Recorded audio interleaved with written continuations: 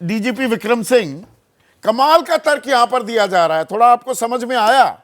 मैं अभी राजनीतिक मेहमानों के पास तो जाता हूं, उदयवीर आपके पास भी आऊंगा। यहां पर महेश वर्मा कह रहे हैं कि नहीं, सजा तो किसी को नहीं सुनाई। ये सजा से ज्यादा तल्ख टिप्पणी नहीं है कि जो हो रहा था गलत था, नियमों की अनदेखी की जा रही थी, मन मर्जी यहां पर बुलडोजर चलाए जा रहे थे। सिर्फ आरोप के बिना पर बुलडोजर नहीं चलाए जा सकते। ये कह रहे हैं यहां पर सजा किसको मिली? संदीप जी नमस्कार, विद्वान पैनलिस्ट को भी नमस्कार। मैं केवल यही कहूंगा, सुप्रीम कोर्ट के आदेश को उसको प्रणाम करते हुए अक्षरशः अनुपालन की मैं समझता हूं सबकी जिम्मेदारी है। और कोई नाम अगर नहीं लिया, लेकिन बुलडोजर के दुरुपयोग के ऊपर स्पष्ट संदेश तो दिया ही है। और स्पष्ट संदेश अगर दिया है तो ये हम सबका उत्तरदायित्व, उसको देखें, उसके मन में जाएं, क्योंकि हम सुप्रीम कोर्ट के आदेश की अवहेलना नहीं कर सकते। हमें पसंद आए तो क्या, ना पसंद आए तो क्या, सुप्रीम कोर्ट का आदेश संवैधानिक व्यवस्था है और उसका निष्ठापूर्वक अनुपालन सबका कर्तव्य है। अब हम बात इस पे आते हैं कि सुप्रीम कोर्ट ने जो कहा है। संदीप जी, मेरी एक छोटी सी टिप्पणी इस पे ये है, जीवन पर्यंत बल प्रयोग मैंने किया है, लेकिन बल प्रयोग की पहली फिलॉसफी है न्यूनतम बल प्रयोग हो, अनुपातिक हो, यानी प्रोपोर्शनेट हो।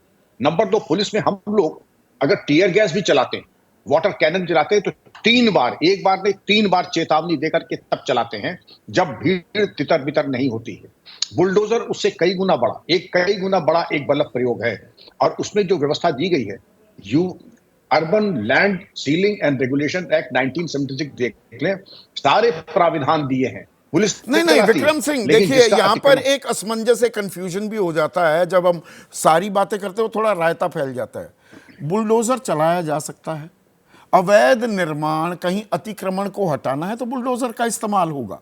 इसमें कतई कोई गलती निकाल ही नहीं रहा ना। सुप्रीम कोर्ट ने यह बात कही है। सुप्रीम कोर्ट ने बाकायदा सड़क, रेलवे लाइन के पास अतिक्रमण, जलाशयों के आसपास अवैध निर्माण और कोर्ट के आदेश पर कार्रवाई उसे जायज ठहराया है। लेकिन यहां हो क्या रहा है कि कुछ खास एक समुदाय पर निशाना साधने के लिए आप कीजिए आरोप लगा और उसी पर दंदनाते हुए बुलडोजर आ गया। ना वो 15 दिन का नोटिस, ना कोई पोर्टल, ना सार्वजनिक जानकारी, सब कुछ हवा हवाई होने लगा था। संदीप जी आपने बिल्कुल कहा कि जब सारे चैनल ऑफ अपील एग्जॉस्ट हो जाते हैं तब उसके बाद बुलडोजर चलता है। उसके अलावा नोटिस देना तो अनिवार्यता है। और देना ही नहीं, चस्पा होना, उसकी वीडियोग्राफी होना अनिवार्यता है। और गवाहों के सामने बुलडोजर चलता है। ऐसा नहीं होता कि बस बुलडोजर ले गए और जनरल डायर की तरह चढ़ा दिया, ये नहीं संभव है। लेकिन अगर होता है, जैसे मैं एक बड़ी भ्रम की स्थिति कुछ हमारे स्वार्थी तत्वों ने किया है। मैं चाहूंगा 30 सेकंड मुझे जरूर दें। और भ्रम की स्थिति ऐसा दिया है कि पुलिस और प्रशासन बिल्कुल विलेन की तरह से, खलनायक की तरह से बुलडोजर चला रहा है। और आज के दौर में सोशल मीडिया के सशक्त इस्तेमाल में प्रबुद्ध जनता के सामने अगर कोई दुरुपयोग करता है तो ये मान के चलिए उसमें माफी खान। अभी महाराजगंज के केस में क्या हुआ है, 25 लाख का मुआवजा देने के लिए और प्रतिकूल प्रवेश देने के लिए व्यवस्था की गई है। अगर महाराजगंज में हो सकता है तो जहां कहीं दुरुपयोग होगा वहां पर भी हो सकता है। नहीं, मुकाबला भी तो चल पड़ा है ना, मुख्यमंत्रियों के बीच में मुकाबला है, कौन ज्यादा बुलडोजर चलाएगा, ये भी तो होता देखा है ना हमने विक्रम सिंह। नहीं, बिल्कुल चले बुलडोजर, लेकिन नियम कानून के अंतर्गत चलेगा, नियमानुसार चलेगा, या हमारे पूर्वाग्रह के आधार पर चलेगा। बिल्कुल। और जनता भी, आम जनता भी, बहुत से लोग ताली भी बजाते हैं, लेकिन सुप्रीम कोर्ट ने उनको भी यहां आईना दिखाया है। पर उदयवीर सिंह, जो बात महेश वर्मा कह रहे हैं, सुप्रीम कोर्ट ने किसी को कोई दोषी थोड़ा करार दिया। उन्होंने प्रक्रिया याद दिलाई है, दोबारा से वो आईना दिखाया, पर कोई सजा थोड़ा दे दी योगी आदित्यनाथ को, या ये थोड़ा कह दिया अब तक की कार्रवाई बिल्कुल गलत थी, किसी की जिम्मेदारी थोड़ा तय की है। महेश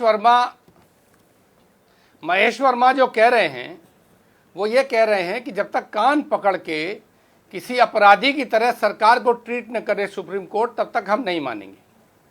ये 25 लाख का जुर्माना महाराजगंज के मामले में किस पे हुआ है? क्या उत्तर प्रदेश की सरकार पे नहीं हुआ है? क्या 25 लाख का सरकार पे जुर्माना मजाक है? अरे सुप्रीम कोर्ट इशारे से कह रहा है कि गलत प्रयोग मत करिए। सरकार एक संस्था है, एक संवैधानिक तरह से बनी सरकार है। सुप्रीम कोर्ट एक संवैधानिक संस्था है, वो मर्यादा में रहने की बात कर रहा है। अगर इसी तरह ये इस तरह चीज़ों को ट्रीट करेंगे तो आने वाले समय में आप देखिएगा कि जो मुख्यमंत्री घोषणा कर देते हैं कि फलाने आदमी का इनकाउंटर किया जाएगा, फलाने मामले में बुलेट ट्रेन चलेगी और उसके बाद उसी आदमी की हत्या होगी, तो हत्या का मुकदमा भी सुप्रीम कोर्ट कराएगा।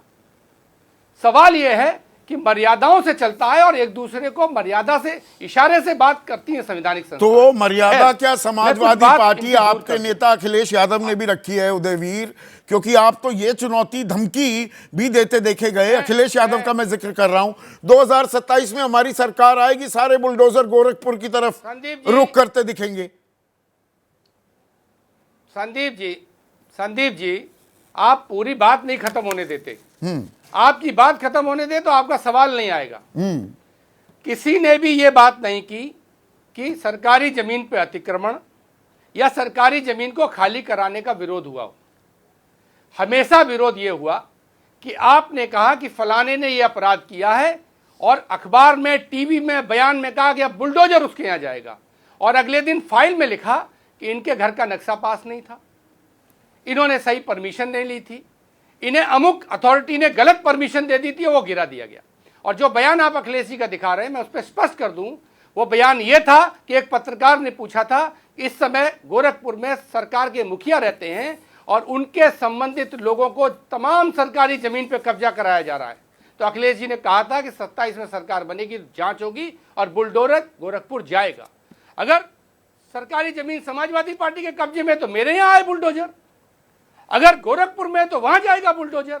ये तो सुप्रीम कोर्ट भी कह रहा है, हम तो भी कह रहे हैं, वही हम राजनीतिक भी औजार की तरह आप इस्तेमाल जिस हुआ ना विकास दुबे का बुलडोजर। बार-बार नाम ले सिर्फ रहे हैं। योगी एक आदित्यनाथ मिनट, थोड़ा कर रहे थे, आप भी कर रहे थे कि मुख्यमंत्री आवास का नक्शा पास हुआ है क्या, ये सवाल भी तो पूछा अखिलेश यादव ने।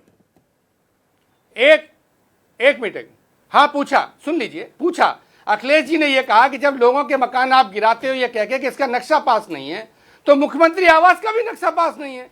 कहने का तात्पर्य यह है कि जब से कानून बने हैं उससे पहले जो बिल्डिंग्स बनी हुई हैं उनके नक्शे पास नहीं हैं, किसी गांव में नहीं है, किसी पुराने शहर में नक्शे पास नहीं है, हेरिटेज बिल्डिंग्स के नक्शे पास नहीं है।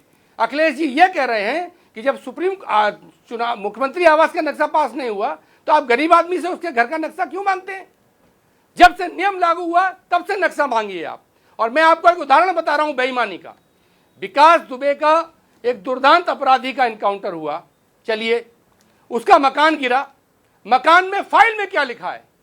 आप और हम बात कर रहे हैं कि उसका मकान इसलिए गिरा कि वो दुर्दांत अपराधी था, और फाइल में यह लिखा है कि उसके सूचना मिली थी कि उसकी घर की दीवारों में हथियार छुपे हैं, इसलिए उनको जांच करने के लिए दीवारों को तोड़ा गया तो मकान भरभरा के गिर गया। इस तरह की बेईमानी व्यक्तिगत लोग करते हैं, अपराधी करते हैं, सरकारें नहीं ठीक है।